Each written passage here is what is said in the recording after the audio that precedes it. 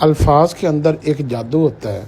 اور لفظوں کا جادو اللہ رب العزت کے اوپر بھی اثر انداز ہو جاتا ہے۔ اس لیے شیطان جو ہے نا وہ ایک صحابی کو ملے اور اسے کہا کہ مجھے وہ الفاظ اللہ کی تسبیح کے آتے ہیں کہ جب قیامت والے دن میں نے اللہ کے سامنے ان الفاظ کے ساتھ دعا کرنی ہے تو اللہ نے مجھے معاف فرما دینا ہے۔ اس صحابی نے حضور صلی اللہ علیہ وسلم کو آ کر یہ عرض کی، آپ صلی اللہ علیہ وسلم مسکرائے، آپ نے فرمایا وہ سچ کہتا ہے، لیکن اللہ رب العزت اس کو جو ہے نا وہ الفاظ قیامت والے دن بھلا دیں گے، لفظوں کا انکار نہیں کیا۔ اس لیے خوبصورت جو الفاظ ہوتے ہیں نا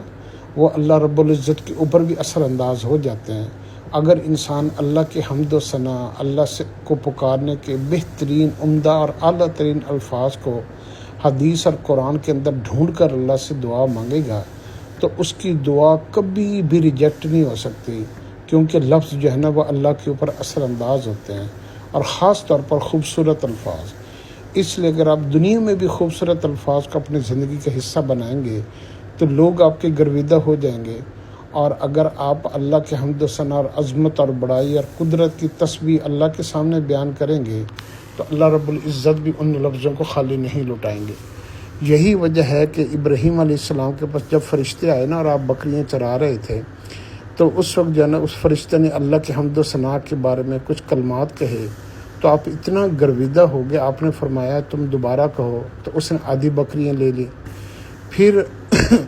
آپ نے فرمایا دوبارہ کہو، پھر اس نے باقی آدھی بکریاں لے لی، پھر آپ نے فرمایا ایک دفعہ دوبارہ سنا دو۔ اتنے خوبصورت الفاظ تھے، کیونکہ دوست تھے نا تو دوست کی تعریف پسند آتی تھی۔ تو اس نے کہا اب کیا دو گے؟ اس نے کہا تمہیں بکریوں کے لیے چرواہا چاہیے تو تم مجھے رکھ لو۔ تو اس کے اوپر فرشتہ نے بتایا کہ ہم تو تمہارا امتحان لینے آئے تھے کہ تم اللہ سے کتنی محبت کرتے ہو۔ اگر تم اللہ کے الفاظ کے اوپر تم اپنا سب کچھ مال بیچ دو اور جو ہے نا قربان کر دو اور اپنے آپ کو بھی قربان کر دو، تم واقعی خلیل اللہ ہو، یعنی اللہ کے دوست ہو۔ اس لیے جو ہے نا اگر آپ چاہتے ہیں کہ آپ جو ہے نا اللہ کے بہت قریب ہو جائیں اور اللہ آپ کی کبھی بھی کوئی بات رد نہ فرمائے، تو اس کے لیے آپ اللہ کی عظمت، بڑائی اور خوبصورت الفاظ جو ہے نا اس کو آپ یاد کرنا شروع کریں۔ اسی طرح کا واقعہ ایک حضور صلی اللہ علیہ وسلم کے ساتھ بھی پیش آیا کہ آپ جو ہے نا وہ ایک دفعہ کہیں سفر پہ جا رہے تھے مدینے میں،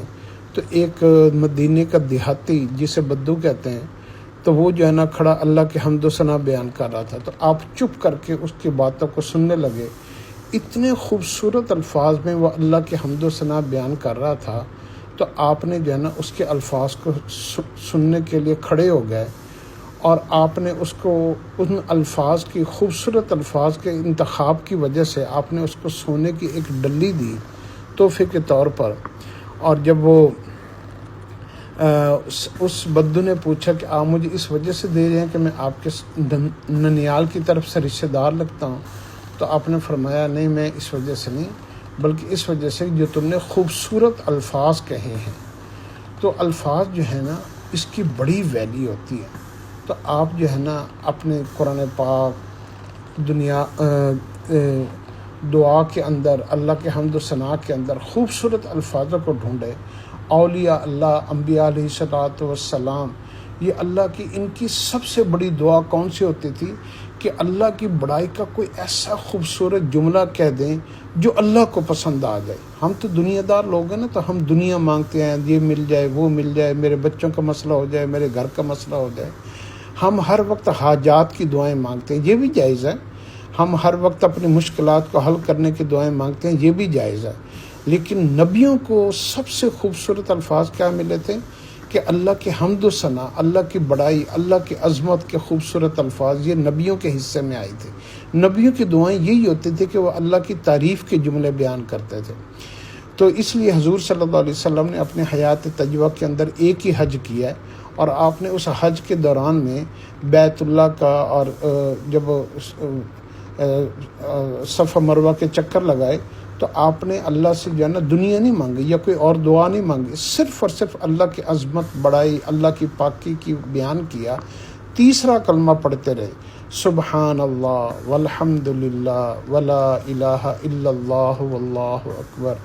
بڑا خوش نصیب انسان وہ ہے جس کو اللہ کی تعریف بیان کرنا آ جائے، اللہ کی عظمت کو بیان کرنا آ جائے، اللہ کی بڑائی کو بیان کرنا آ جائے، اللہ کی شان کے قصیدے اس کو آ جائیں، اللہ کی تعریف اور اللہ کی جو ہے نا قدرتوں کو بیان کرنے والا بن جائے۔ اللہ ہمیں اس کی سمجھ عطا فرمائے۔